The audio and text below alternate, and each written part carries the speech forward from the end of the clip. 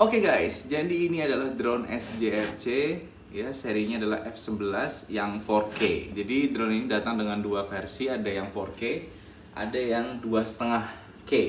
Gua akan langsung unboxing. Jadi sebetulnya ini bukan drone yang baru gua beli, udah gua pakai beberapa kali, tapi sekarang baru mau gua review singkat aja ya. Kelengkapannya nih seperti ini. Di dalamnya dapat extra blade juga, propeller gini. Nah, ya. Jadi blade-nya ada banyak beserta dengan kunci-kuncinya ada di dalam sini. Terus ini dulu deh. Nah, ini remote-nya. Ya, ini remote yang ini adalah fake antena. Jadi antenanya itu di dalam sebetulnya, bukan di sini, gitu ya. Jadi ini adalah fake antena.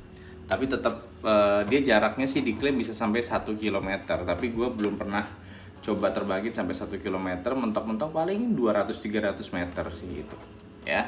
Oke, di sini ada untuk angle-nya, ada gambar ini angle up and down-nya. Lalu di sini ada untuk zoom, kalian kalau mau ngambil foto bisa di zoom in, di zoom out gitu ya. Ini untuk capture foto, ini untuk record videonya. Simple banget ya. Nah, di sini juga kalau kita nyalain, di sini ada GPS mode. Ini kalau kalian mau terbang, pastiin ini nyala ya GPS mode-nya ya. Karena kalau enggak nanti dia nggak bisa RTH nih. Return to home-nya biasanya agak sulit kalau GPS-nya nggak connect ya. Terus di sini ada beberapa mode juga ya. Bisa dipencet yang ini. Kalian bisa normal mode, camera mode, atau sport mode. Nah, sport mode ini kalau kalian ada di tempat yang cukup berangin, saran gue sih pakai sport mode ya, karena dia motornya bekerja lebih keras, tapi konsekuensinya baterai drone kalian lebih cepat habis. Simple banget, ini tombol emergency stop. Kalau kalian mau mendarat di tangan pakai emergency stop aja. Ini tombol powernya. Sekarang kita masuk ke drone-nya. Oke, ini kita singkirin aja ya. Nah, ini adalah drone-nya ya. Kalau kalian bisa lihat di sini adalah serinya F11 drone SJRC. Lalu ini adalah foldable, artinya bisa dilipat. Di sini adalah kameranya. Kameranya ini cuma 2 aksis tapi menggunakan electronic stabilizer ya. Sini kita coba cabut dulu gimbalnya. Tung. Ya. Tinggal sedikit. Nah, ambil gimbalnya. Diambil gimbal, ambil tutup gimbalnya. Nih ya. Dia kemampuannya adalah F-nya 2,15 100 derajat FOV Full HD Wi-Fi cam. Jadi dia 100 derajat aja guys. Jadi dia nggak bisa buat gambar yang kayak dari atas ke bawah gitu, yang frontal gitu, dia nggak bisa. Oke ya. Tapi anyway tetap hasil gambarnya juga bagus, nanti gua akan tunjukin. Nah, kita akan buka seperti ini ya. Nah, seperti ini dia kalau nanti kalian akan gunakan. Nah, jadi kalau misalnya kalian pakai SJRC F11 ini guys, pastikan sebelum kalian terbang itu make sure baling-balingnya di propellernya dibuka gini ya, supaya dia lebih aman, walaupun nggak wajib gitu ya. Sekarang gue coba ambil dulu baterainya. Di sebelah sini, ini sebelah kiri kanan ada buttonnya, tinggal ditahan dari ke atas ya. Jadi satu baterai ini bisa mencapai 20-an menit lah, 21 sampai 22 flight time.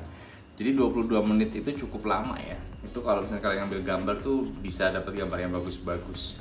Lalu ini di sini adalah charge-nya.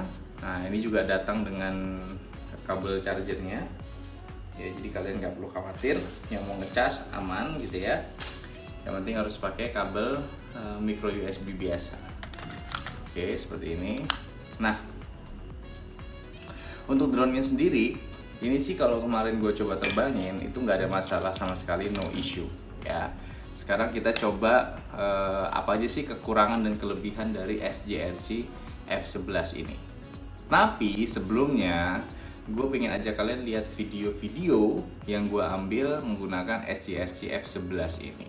Langsung aja check it out.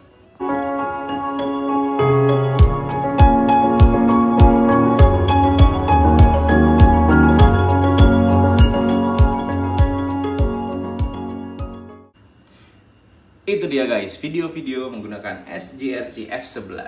Nah, setelah mengalami sendiri menggunakan drone ini, gue akan cerita beberapa hal yang sebenarnya bukan kekurangan atau kelebihan, tapi ini sharing experience gue aja.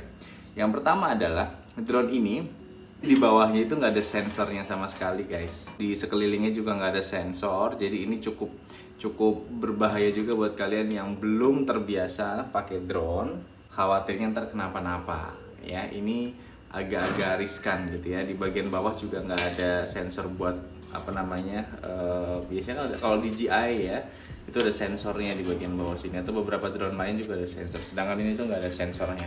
Tapi harganya kan cuma 3 jutaan ya, jadi nggak perlu kita berharap yang berlebih gitu. 3 jutaan itu bisa dapat 2 baterai sebetulnya. Kalau ini satu baterai itu sekitar 2,9, kalau 2 baterai sekitar 3,4 atau 3,3 ya. Tapi nggak tahu harga sekarang. Kekurangannya lagi adalah sebetulnya dia motornya sudah kuat ya. Tetapi kalau kalian pergi ke pantai itu memang dia agak sedikit effort. Jadi kalian perlu usaha yang lebih, walaupun dia motornya sudah kalau di speknya sih ini katanya motor ini lebih kuat daripada drone-drone mainan yang di luar sana gitu ya. Memang sini kalau orang bilang drone mainan gitu ya, bukan kayak yang profesional, tapi ini udah sangat oke banget kok. Kalau kalian pemula menggunakan drone, gak usah beli yang mahal-mahal, beli SGRC aja guys. Nah, terus kekurangannya lagi adalah pengalaman gue kemarin kameranya. Tadi seperti udah dibilang ya, kameranya 100 derajat aja. Jadi kamera 100 derajat ini membuat dia nggak bisa ngambil gambar yang from top langsung ke bawah gitu, frontal dia nggak bisa. Itu sayang banget karena beberapa gambar aerial atau gambar-gambar drone itu bagus banget kalau kita ambilnya bisa yang dari frontal gitu ya, dari atas langsung ke bawah gitu. Padahal kalau kayak DJI Spark yang pernah gue pakai itu kayaknya dia better deh, dia bisa sampai hadap ke bawah deh. Walaupun sama-sama 2 axis juga, tapi harganya emang beda sih. Spark tuh dulu 7 jutaan lah, sekarang mungkin udah 5 juta atau 6 jutaan. Waktu gue beli sih 7 jutaan something gitu. Kekurangannya lagi adalah sebetulnya ada pada remote-nya. Karena remote-nya itu ya dia nggak terlalu bisa disetting. Jadi ini adalah untuk mengatur angle-nya. Nah, angle-nya ini dia nggak bisa diatur. Kalau gue dulu pakai DJI itu bisa di set sensitivity-nya. Jadi kalau kita mau nge-tilt gitu ya, set, itu kadang-kadang suka lari gitu, kecepatan gitu. Nah, ini sayang banget ya bisa diatur. Kalau misalkan dia bisa di set sensitivity-nya di aplikasi gitu ya, jadi si sensitivity si kameranya ini bisa diatur, itu bagus banget. Ya, karena beberapa gambar itu kita kan pengen yang halus, ngambil gambarnya ini tuh kadang-kadang kayak gini nih. Setek gitu, patah jadi setek langsung gitu. Itu sayang banget gitu. Nah, jadi kekurangannya itu. Oh, satu lagi mungkin kekurangannya. Ini kan versi 4K. Nah, versi 4K ini menuntut untuk kalian memiliki memori penyimpanan yang besar.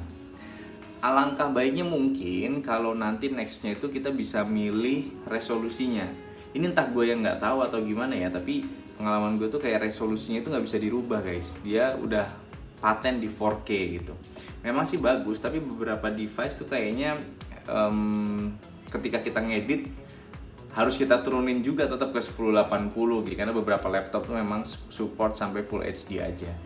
Memang secara kualitas video itu akan bagus banget, tetapi kalau kita bisa memilih kan lebih enak nih untuk memilih dia resolusinya lebih bagus, lebih kecil atau lebih besar gitu ya. Lalu mungkin dari segi gimbalnya juga, dia walaupun dengan ACE 2 aksis, tapi kalau dengan 3 aksis kayaknya lebih keren. Terus kameranya juga sayangnya dia nggak bisa nge-shoot RAW ya, tapi ya RAW itu emang untuk di drone-drone mahal sih ya. Kalau kalian suka mengotak-ngatik color grading, itu paling enak kalau kameranya bisa RAW. Dan ini kameranya memang kalau kalian terbangin di waktu-waktu menjelang lebih dari sunset gitu ya, misalnya jam 6 atau jam menjelang jam 6 gitu dia gambarnya sudah mulai agak mulai berkurang kualitasnya. Ya, namanya juga drone murah ya. Nah, yang kurangnya lagi atau kekurangannya adalah dia antenanya itu guys, itu butuh repeater kalau kalian mau ngambil gambar di jarak yang lebih jauh. Ada yang kayak Totoling atau apapun, itu banyak banget brandnya di luar sana. Tapi kalau FPV-nya dia itu mungkin hanya sekitar 200 meter, 300 tuh udah hilang. Ya jadi kalau gue kebanyakan adalah ketika udah mulai hilang FPV-nya, ya udah gue ngandelin feeling gue aja berdasarkan gambar terakhir yang gue lihat. Tapi ya sekali lagi, kalau kalian terbangnya di tempat-tempat yang tinggi gitu ya, di pegunungan atau di laut, ini memang agak sedikit mengerikan gitu ya. Tapi kalau di lapangan gitu mungkin kalian masih oke lah. Karena kalau kalian ngambil FPV di jarak 300 meter ke atas, walaupun dia bisa sampai 1 km, tetapi faktanya jarang banget yang bisa menggunakan 1 km jarak itu tanpa ada repeater. Beberapa pasti ada, atau kalau yang ada boleh di sharing ke gua gitu di bawah di kolom komentar atau di chat atau dimanapun, kalian tulis device kalian tuh handphone apa sih, karena gua pakai iPhone 11 dan itu memang cuma 300 meter dia udah hilang sinyalnya. Tapi overall kelebihannya apa? Kelebihannya ada, yang pertama menurut gua adalah dia baterainya itu awet banget. Ya, flight time 20 menit itu emang bener-bener kalian bisa manfaatkan untuk mengambil gambar-gambar yang bagus. Lalu yang kehebatan yang kedua atau positif yang kedua adalah gabungan antara 2-axis dan ACE itu menciptakan gambar yang stabil banget guys. Gambarnya asli stabil banget, bagus banget gitu. Jadi kalau kalian para pilot pemula itu pasti akan terbantu sekali gitu ya. Lalu dia juga punya banyak mode. Nanti ketika kalian buka aplikasinya, oke, gue coba konekin deh ya. Gue coba ya SGRC F11. Nah, ini kelebihannya dia adalah ketika kalian masuk ke menu kontrol, nih ya. Bentar. Nah, ketika kalian masuk ke menu kontrol ini, kalian bisa lihat guys. Di sini ada beberapa mode. Ya, ini kalau kalian mau take off, dia tinggal pencet ini aja gitu ya, take off.